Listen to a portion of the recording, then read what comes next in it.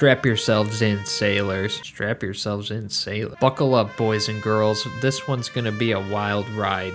Yeah, I like that one better. This is gonna be the biggest big kahuna burger of a video I've ever made, simply because I just really want to talk about this goddamn awesome game. Statistically speaking, probably about 98% of people have already clicked off of this video.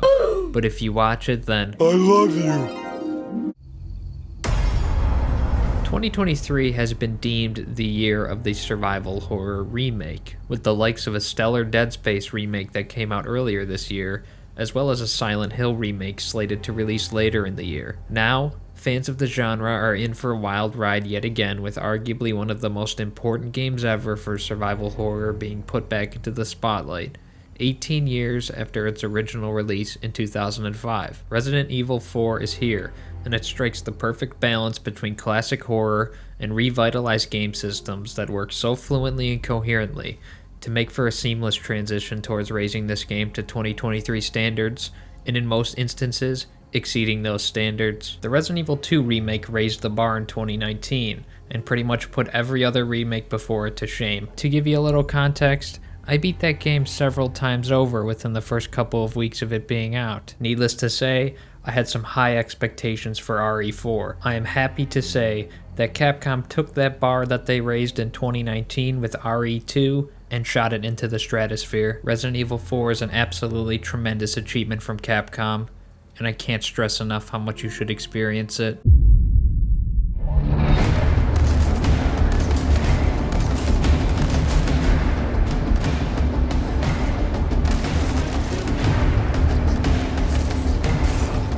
I am very confident in my words for that intro, and I think that there isn't necessarily much that needs to be said for you to play this. It is damn good, we already know it, play the game, that's about it. However, I think there's a lot that should be said about this game.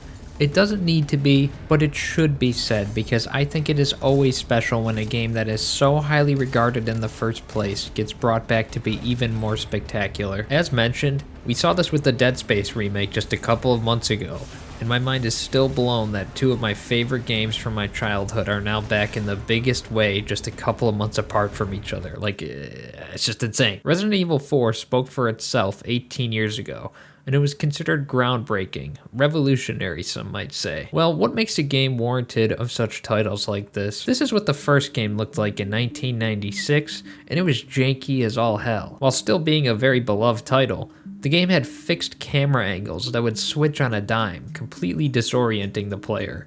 Not to mention having to play this on a PS1 controller that didn't even have analog sticks. What? It's just an ordinary Krabby. Oh my goodness! The next two games in the franchise would follow suit with the same format.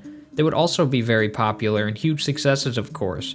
But still, your second biggest challenge besides zombies in the first three Resident Evil games was trying to figure out how to properly walk down a fucking hallway. Little did fans of the series know what would be in store for them with Resident Evil 4. The game consisted of new gameplay and shooting mechanics that would shock survival horror fans in 2005. Over-the-shoulder third-person shooting, being able to actually walk around without that annoying-ass camera, action set pieces, drastic graphical improvements, a bigger and better emphasis on storytelling, you name it. These are some of the reasons why Resident Evil 4 was so big back then, and why just about every survival horror game to come out after it used RE4 as a blueprint on how to do things the right way. Now, take everything great that I just said about the original and crank it up to 1,000,000 with this remake. I've played almost every major installment in this franchise, and one of the biggest things that has always made me so excited to play a new Resident Evil game was the unique setting and atmosphere that each one of these games has to offer. The Baker family home in Resident Evil 7 was able to bring the franchise back to its roots, going for a much more psychological horror approach. They turned this once family home into a haunted house filled with lunacy around every corner,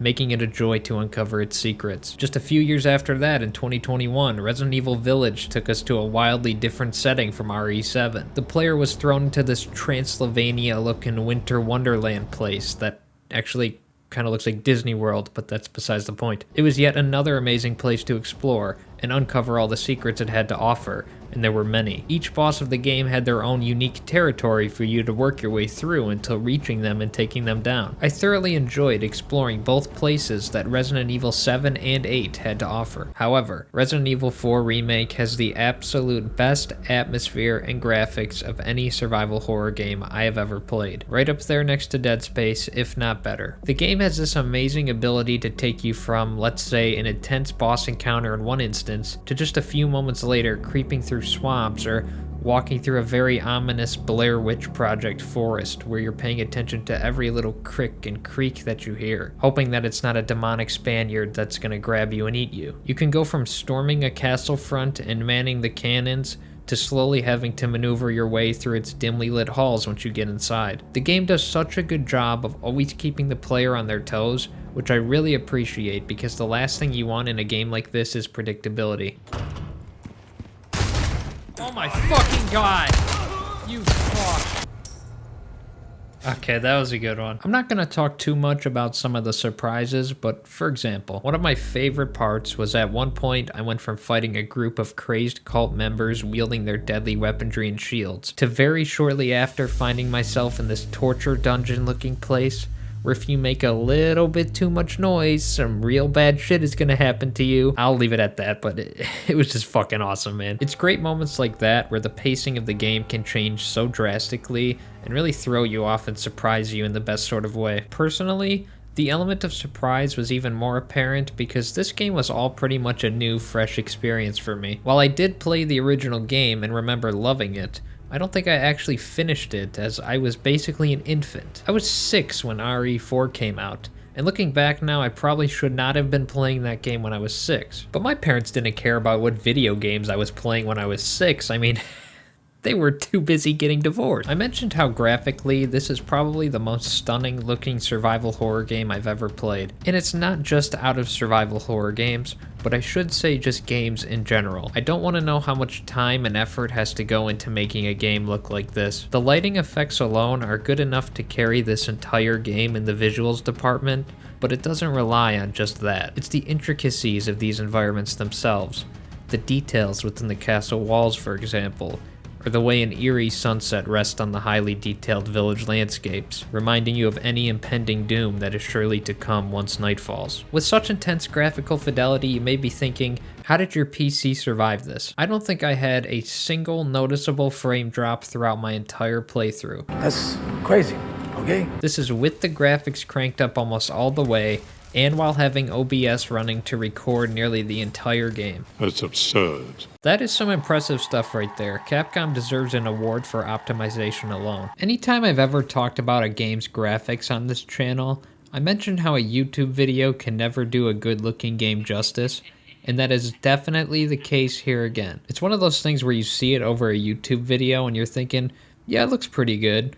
And then you play it and see the visuals firsthand and you're like, Jesus Christ, this is photorealistic. With such silky smooth performance on top of beautiful visuals, it plays up the horror to levels that a 2005 game simply would not allow for. Obviously I was expecting the game to be scarier than it was back then, but I was not expecting some of these encounters to get me as much as they did. Where is it?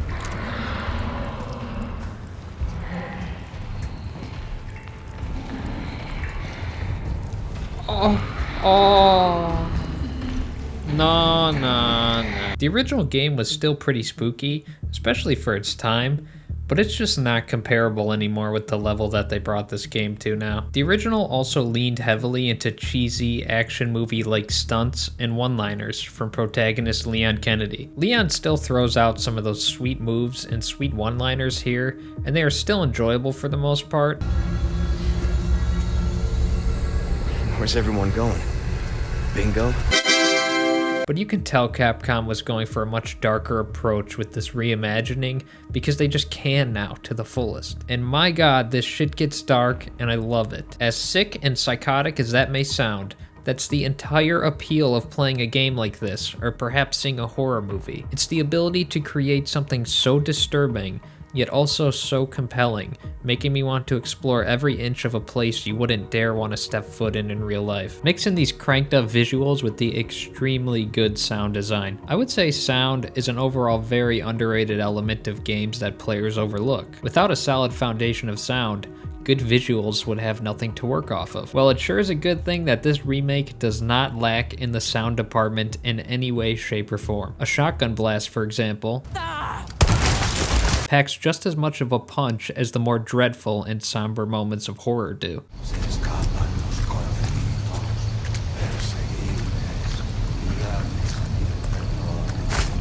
You can quickly go from listening to very realistic shooting effects to listening to the realistic sound of your boots wading through water as you slowly maneuver through some of the game's more hellish locations.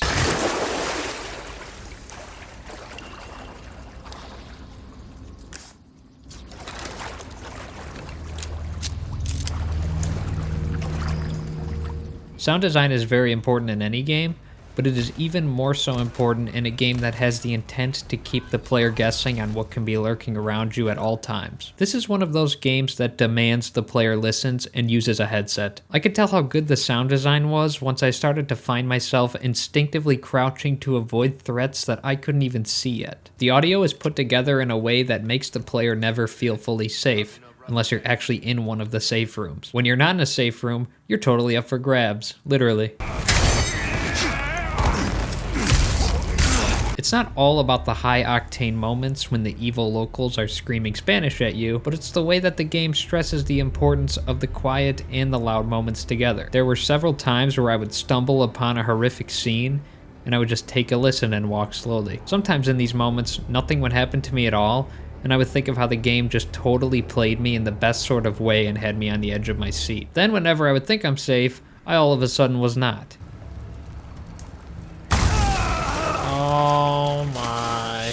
The music kicks in, and you're back to hearing the sound of your own bullets flying and people screaming Spanish at you again. Kinda reminds me how little Spanish I learned even after taking it for so many years in school. Now I have virtually zero idea as to how video games are made. I am no game developer, and I don't really understand how sound could work in such ways as it does in this game. How do you get all of these minute details that I'm hearing and piece them together in a way that makes me feel so much like I'm actually really there? I really don't know. Now the Steam description for this game reads that you are off to a secluded European village to track the president's daughter, which is true. It also reads that there is something terribly wrong with the locals.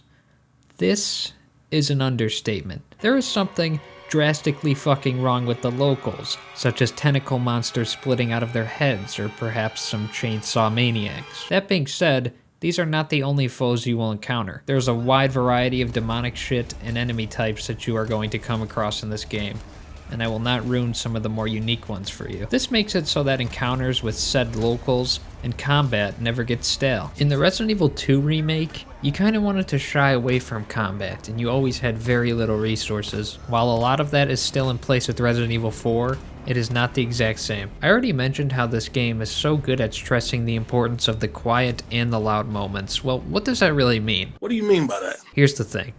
Resident Evil 4 is all of these slow burn horror elements of Resident Evil 2 with a fucking ridiculous action game mixed in as well.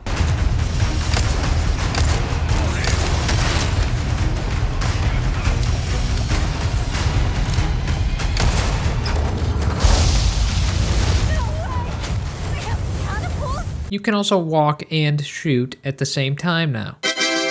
You couldn't do this 18 years ago. The weaponry that is available for you to carve through your foes is extremely satisfying to use, as well as varied, making the combat the best the franchise has ever seen. There's such a surprising amount of variety here, and the trusty old merchant is back that we all know and love. What are you buying? You can visit him to get better equipment throughout the course of the game, while upgrading your existing weapons over time. What are you selling? Alright.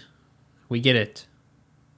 Thank you. You have to make the choices towards what guns you want to be the strongest. For example, for the majority of the game, I really spec'd out the starter pistol, but realized I later wanted to pivot towards upgrading the Red 9 pistol as my weapon of choice instead. So since I had already tricked out my pistol so heavily, its value was upped by a lot, making it easy for me to get a lot of coins back for selling it. I love the freedom to do that because it doesn't hold you to one build type throughout the entire course of the game. Since the value of your weapons increase as you upgrade them, you can sell them at any time you want, and reallocate those sweet pesetas to something else if your little heart desires. You cannot, however, just carry this wide array of weaponry at all times. While you can hold several weapons at once, the classic Resident Evil inventory system remains the same here, and you will have to make choices. It may seem a little bit strange and different if this is your first entrance to the franchise, but I find this inventory system more of a fun mini-game than a nuisance. It's like you're playing Tetris to make your equipment fit in your case.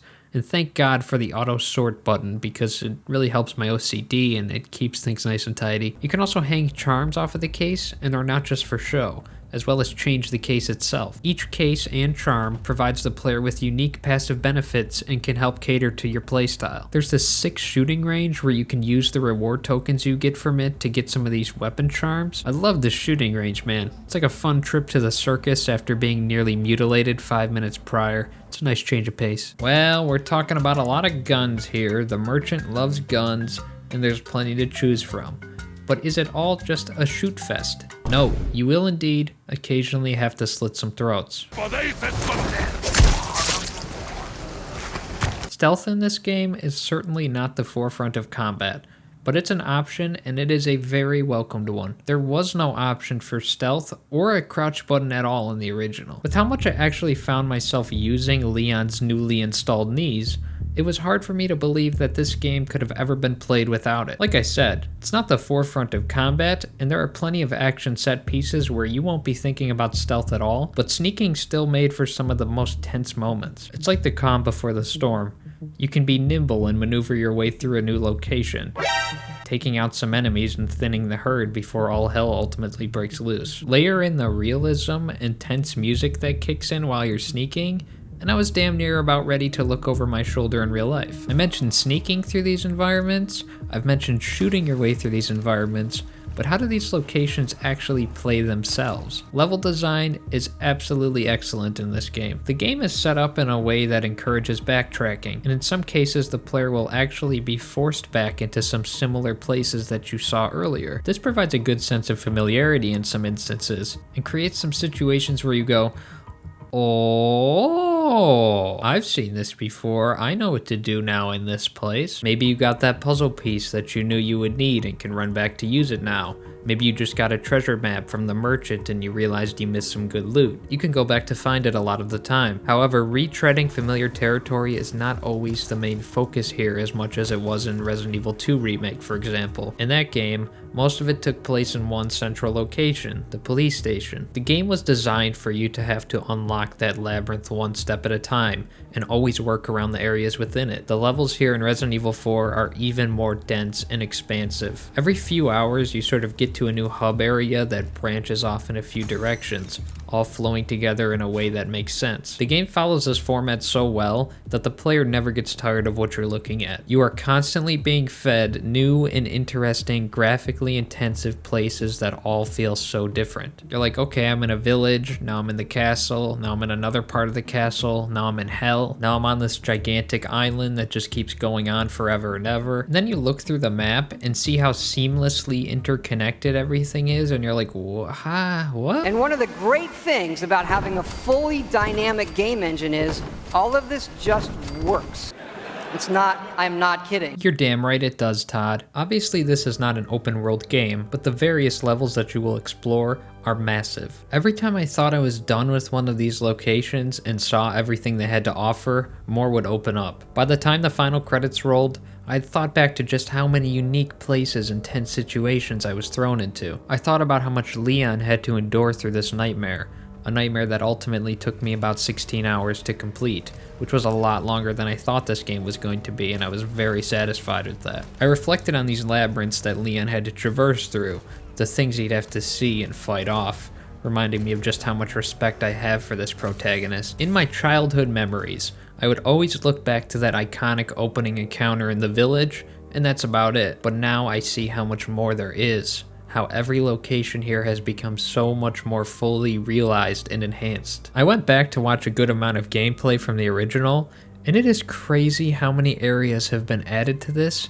as well as reworking existing ones that have been kept in place. I would go as far as to say that this is more of a new game completely than anything when comparing them side by side, but that's what a good remake is. It's taking everything that worked, removing things that didn't, and adding so much more amazing content, while still staying true to all the things that make the original so great. You know what else they stayed true to? Having puzzles. Because, well, it's a Resident Evil game. The puzzles here are nothing really spectacular compared to what we've seen from this franchise in the past, and I'm okay with that, honestly. Resident Evil 2 did puzzles in a much more intricate way, and it actually made it very satisfying to solve them. In this game, it was more of like, you're gonna go find something and put it here, puzzle done. Or sometimes it was me just literally spamming buttons through trial and error, and voila, the door opened. This really did not take away from my experience at all, because the game just does everything else so perfectly. I almost didn't even think about it. It was like, sweet, puzzle is done, that wasn't too hard, now I just unlocked yet another amazing area. If you're looking for more of those thought-provoking and fascinating puzzles, you're definitely gonna find more of those in Resident Evil 2. I haven't even mentioned the story yet, but I'm sure a lot of people know this story like the back of their hand already. I'm not going to talk spoilers, however I know things here have been rewritten quite a bit at some parts. I can't really speak too much on how this compares to the original story, because like I said, I was like a fetus when I played it, and I don't remember it all that much. So I'll put it this way, what I really got out of this story was how much the characters themselves grew on me. It was the evolving relationship between Leon and Ashley at the forefront, followed by some enjoyable side characters mixed in. The several different villains were so ridiculous and over the top, but still very menacing and enjoyable. I loved to hate all of these guys. My disdain for the enemies of the game made me care so much more about the ultimate goal of saving Ashley, the president's daughter. There's 25 plus years of Resident Evil games. That means there is a lot of lore to uncover. There's so much story that comes with so many games, and the way that they all tie into one another sets up a real deep rabbit hole to go down. Put all of that aside, and all I could think about by the end of this game was how much I care for Leon Kennedy. Just like Isaac Clarke,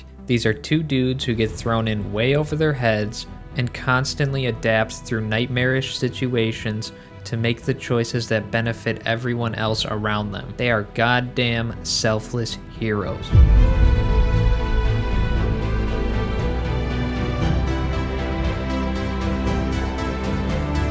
Resident Evil 4 Remake is one of those games that reminds me of why I ever became that video game addicted 6-year-old in the first place. In this case, it's an example of solid level design and environmental world building. Mix that in with smooth gameplay, all layered on top of a ridiculously good atmosphere and insane visuals. Capcom created something here that will absolutely grab you by the fucking balls the entire way through if you're into that sort of thing. I think this game is nothing short of a masterpiece, and it has quickly climbed the ranks to establish itself as one of the best games I've ever played. My biggest regret with finishing it is that I'll never get to play it again for the first time. It is one of those special games where you have to just play it to really understand how it executes on all of the fundamentals so well. You have to let it immerse you and surprise you at every other moment like it did for me. Really just a masterclass game, man. And fans will be looking back fondly on this remake for years and years to come, just as we did with the original.